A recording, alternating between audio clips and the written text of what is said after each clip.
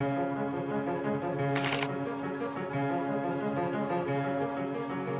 with Joe and Zoe, in a movie like this, you can't cast them independently. You have to cast chemistry. Like, you can't just cast A and put them with B, and then, like, they just don't sort of jive. Well, I met Joe first, though we ended up casting Zoe first, but he has a real, like, heart and a real soul to him, and he really cares very deeply about what he's doing and why he's putting these movies out into the world. He doesn't take movies lightly.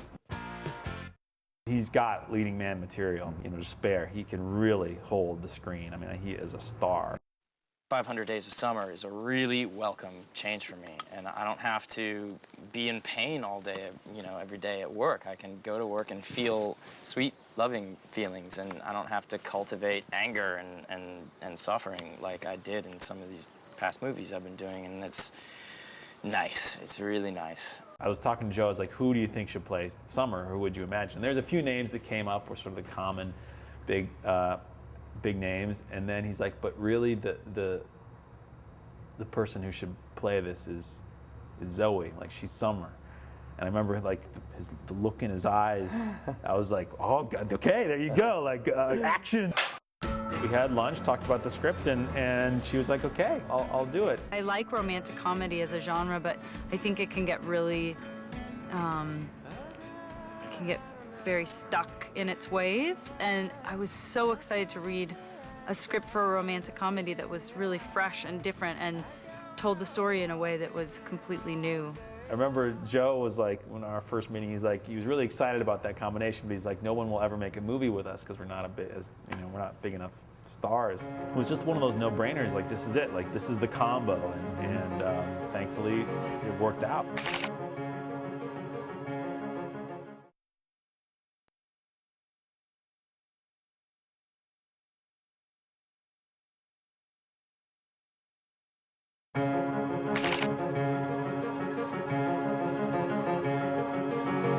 We wrote the French film sequence like a week beforehand because there was originally like a self-help, like Tom goes to self-help, and Joe was like, I can't do this. Like, we couldn't quite figure out a way to do it without it being real cheesy. There's like a chapter where he's relishing in the sadness, where he's like being self-indulgent. Suffering. Ett evigt lidande. So much suffering. Den typen av lidande som aldrig tar slut. Suffering. Suffering. We wanted to take his sort of misery and make fun of it because, you know, I think if you take that sadness, you know, take it too seriously, he's not enduring anything that's life-threatening, you know, so you have to have a little bit of fun with it.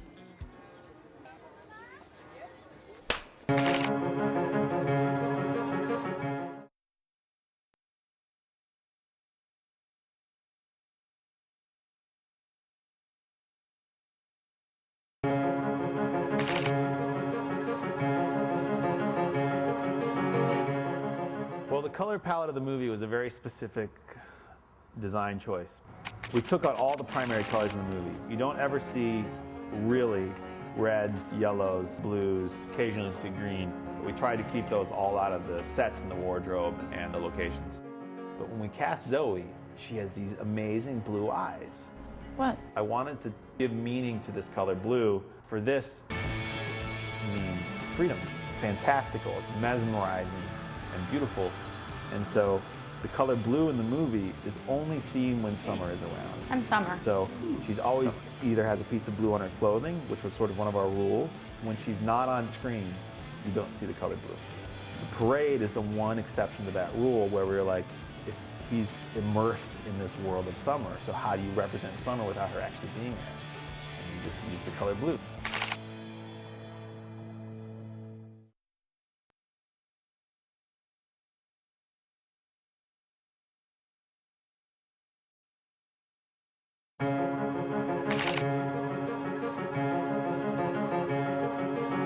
At the beginning of the movie, when we were rewriting the script, we needed to find a way to expose exactly why Tom was in love with Summer. Smells delicious. Oh, honey, that's because it is delicious. I made it myself. We wanted to keep it sort of in Tom's sort of fantasy world. So the writers came up with this thing that we ended up calling the Summer Effect, which is like an educational film about why Summer is so awesome. And it was a sort of statistical analysis of her ability. These facts, you know, who knows if they're real or not, but to Tom, they're very real. So we went through like these sort of slightly absurd notions, like she gets 18.4 double takes per day. Everybody's sort of obsessed with her and wants to like what she likes.